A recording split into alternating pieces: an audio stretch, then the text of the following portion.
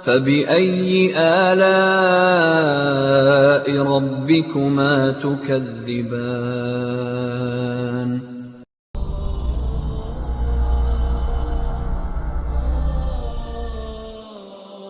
Siapapun meninggal punya dosa, teman-teman sekalian, hati-hati.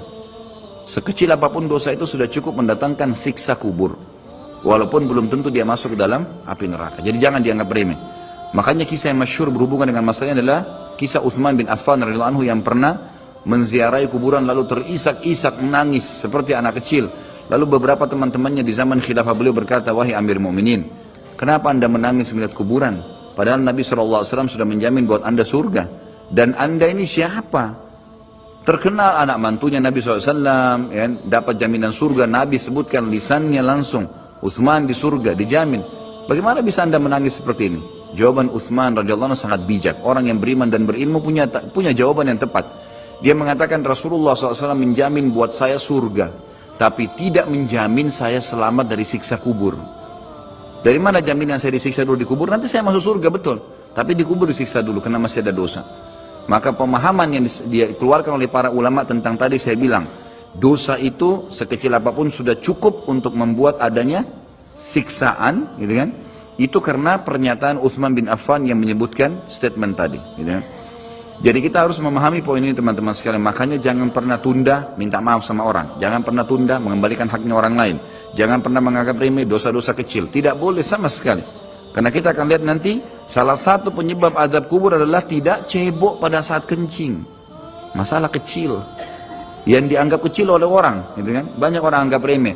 Maaf, banyak saudara-saudara kita yang membawa taksi, kendaraan umum di luar sana, kemudian kadang-kadang kita lihat di pinggir jalan kebelet kencing, main mampir sembarangan saja, ya, kencing sembarangan, tidak membersihkan dirinya. Ini berbahaya, penyebab azab kubur.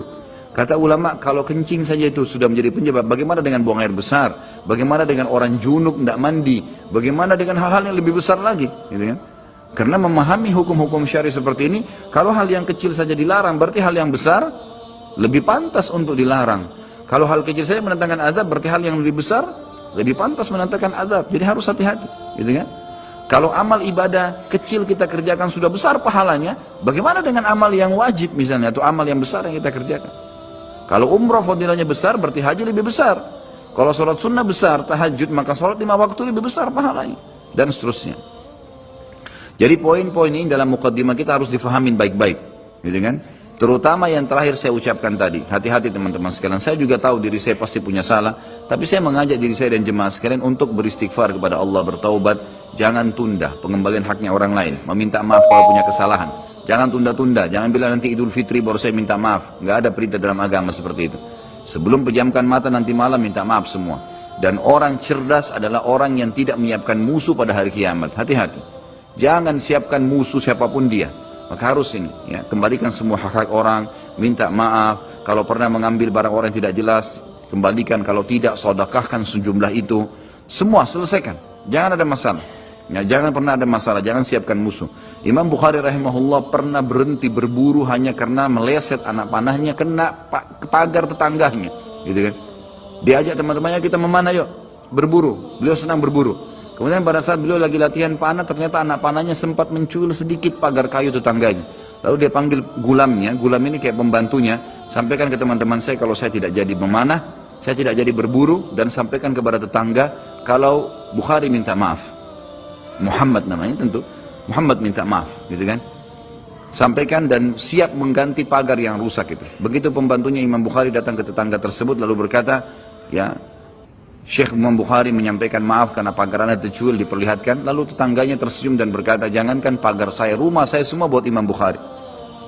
Saya tidak perhitungan dengan masalah itu. Waktu pembantunya Imam Bukhari kembali ke rumahnya, apa yang terjadi? Lihat orang soleh dan orang beriman, tahu dan yakin dengan adanya siksa dan azab kubur, tahu ada akhirat dan hisab. Maka apa yang terjadi? Imam Bukhari sujud syukur kepada Allah, kemudian bersedekah sekian ribu dirham, hanya karena tidak jadi ada musuh dari tetangga yang dia cuilkan pagarnya. Coba teman-teman, berapa banyak sendal yang antum injak? Hah? Berapa banyak air yang kepercik kena orang lain? Berapa banyak ini, berapa banyak itu? Berapa banyak yang kita anggap remeh mengambil karena teman punya dan seterusnya. Ini hati-hati. Jangan siapkan musuh hari kiamat. Azab kubur datang kepada siapapun yang masih punya dosa. Dan dosa ada hubungannya dengan Allah Subhanahu wa taala, ada hubungannya dengan makhluk.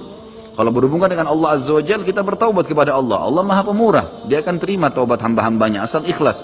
Tapi dengan makhluk nggak bisa, mencuri, menggunjing, memfitnah, ya, mengambil, memakan, ya, merusak namanya orang lain, ini nggak boleh. Ini harus selain taubat kepada Allah, meminta maaf kepada orangnya. Nah, ini tidak boleh ditunda ini. Nggak ada gengsi di sini.